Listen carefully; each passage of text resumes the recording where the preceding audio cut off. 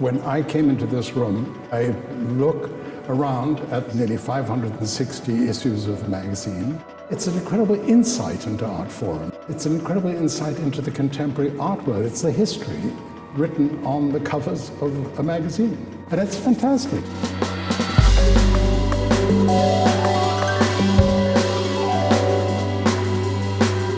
I looked at art all my life. I went to museums. I mixed with people who were interested in art and in collecting. That's how I met Amy Baker in 1979. I was turning 40. It was a sort of crossroads in my life.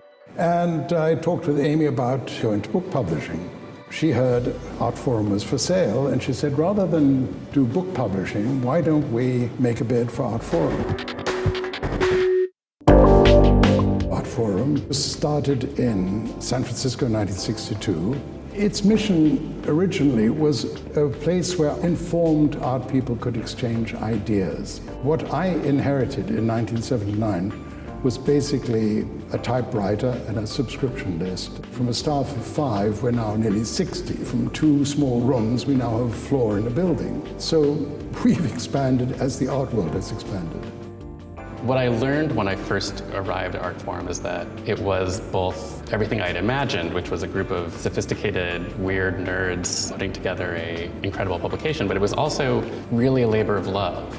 I think that that was surprising to see that a group of maybe 50 or so people could actually produce this magazine that would shape a global discourse. Part of the partnership between Sotheby's and Artforum is this extraordinary exhibition here, which, when I came into this room, absolutely bowled me over. This exhibition includes every cover from 1962 to the present day.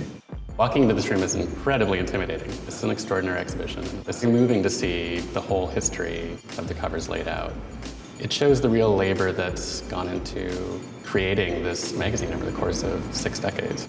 I think Artforum's power to assign an artist status and give them that convening power, both in the academy and in the marketplace, happens only at Artforum. I mean, this is the area where the intellect and the market really come together in the most sensible and meaningful way. Every now and then there is a cover which I think symbolizes the moment. And for me, if I had to pick one cover, it would be the Mapplethorpe Exhibition at the Corcoran in Washington, which was canceled when Jesse Helms in Congress challenged the NEA, and we published this amazing photograph of the face of Mapplethorpe on the facade of the Corcoran, where it's written above the door, dedicated to art. And I think it's an astounding juxtaposition of image and historical moment.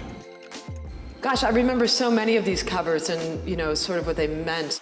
Like when Eric Fischl was on the cover in this moment, he was among the most important artists living and working in New York at that time. There was always a really interesting interplay between there being a very established artist on the cover, there being a very up-and-coming young artist on the cover, or there being something very Artforum-like and conceptual, where maybe a fashion designer or a clip from a film, something that was a little harder to identify. One of my favorite recent covers is a cover by Nicole Eisen. It's for the April issue of 2019. Nicole slipped into the various images that she sent our photo person this 3D image of a woodcut she had made that was sort of tweaking with the idea of Duchamp's Étant donné. It's a subtle cover in the sense that it just looks like a static image. But if you know anything about these magic eye kind of images, you realize that it's actually a 3D image of a woman masturbating. I love a cover that fucks with you, and I love it when a writer can explain why it's doing that in a way that also maybe fucks with you. I think people could take away from this exhibition the incredible variety of contemporary art, and the fact that everything is possible and every kind of image is viable in the hands of an artist. The art world needs a publication like Artforum because it's independent, it is well-researched, it's sincere. Without factions, we try to reflect the moment. So it's really putting a mirror up to the contemporary art world.